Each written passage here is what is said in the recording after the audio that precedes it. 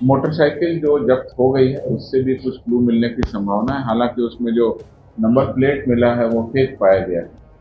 किस थाना क्षेत्र से लूटी गई है उसके आधार पर और खासकर उनका जो हुलिया है उसके आधार पर अपराध कर्मियों की पहचान कर उनकी शीघ्र ही गिरफ्तारी हम लोग सुनिश्चित करेंगे। अभी तक की जो जानकारी है एनआईए के पदाधिकारियों ने बोला है ये हमारे किसी भी कांड में न तो वांटेड है और न ही वहाँ किसी भी तरीके से लिस्टेड है। नमस्कार, न्यूज़ फॉर नेशन देख रहे हैं आप। मैं हूं अनिल। राजधानी पटना के पत्रकार नगर में बिहार पुलिस के कांस्टेबल राम अवतार को अपराधियों ने गोली मारकर फरार हो गए हैं और उसके बाद शनिवार की घटना के बाद पुलिस महकमे में हड़कंप मचा था और वहीं अपराधियों को गिरफ्तारी के लिए लगातार पुलिस की प्रयास जारी है। वहीं अपराधी भागने के क्रम में अपने बाइक को छोड़कर फरार हो गए थे, जिस बाइक को पुलिस ने बरामद किया है और उसी बाइक के आधार पर अपराधियों को चिन्हित कर गिरफ्तार करने की कवायद लगातार जारी है। इसी बात को लेकर अब बिहार पुलिस मुख्यालय के एडीजी जितेंद्र सिंह गंगवार ने ये साफ कहा है कि अपराधियों द्वारा छोड़े गए बाइक के आधार पर अपराधियों की शिनाख्त की जा रही है और जल्द ही उनकी गिरफ्तारी कर ली जाएगी। आइए सीधे सुनवाते हैं क्या कुछ इस पूरे मामले पर बिहार पुलिस मुख्यालय एडीजी जितेंद्र सिंह गंगवार कह रहे हैं। हम लोगों ने उसके लिए विशेष टीम का गठन किया है। वरीय पुलिस अधीक्षक के नेतृत्व में वो 2 टीमें वहाँ पर काम कर रही हैं। मोटरसाइकिल जो जब्त हो गई है उससे भी कुछ क्लू मिलने की संभावना है। हालांकि उसमें जो नंबर प्लेट मिला है वो फेक पाया गया है।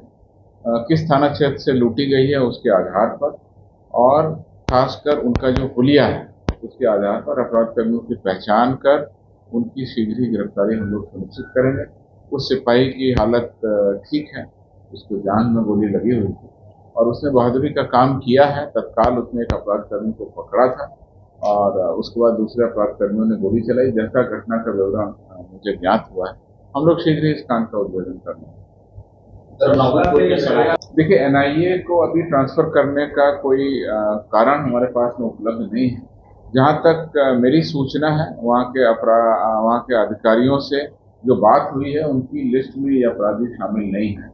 यह उनका किसी कांड में पूछताछ के लिए उनको ले जाया गया था और उसके बाद में वो किसी गेस्ट हाउस में जहाँ भी रखा गया था वहाँ से वो गायब हो गया था।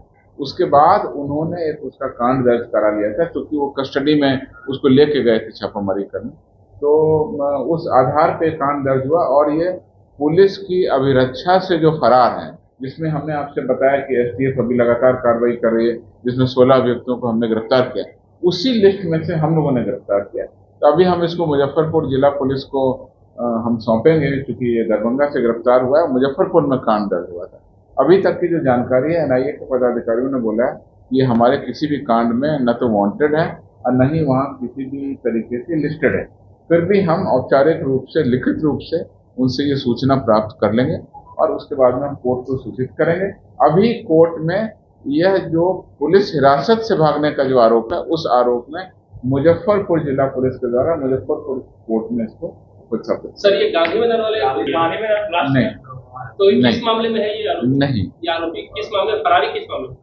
पुलिस अभिरक्षा से फरार हो गया। पुलिस अभिरक्षा से फरार हो गया। पुलिस अभिरक्षा से फरार हो गया। पुलिस एनआईए की टीम इसको लेके गई थी पूछताछ करने के लिए। ये एफआईआर में वांटेड नहीं था।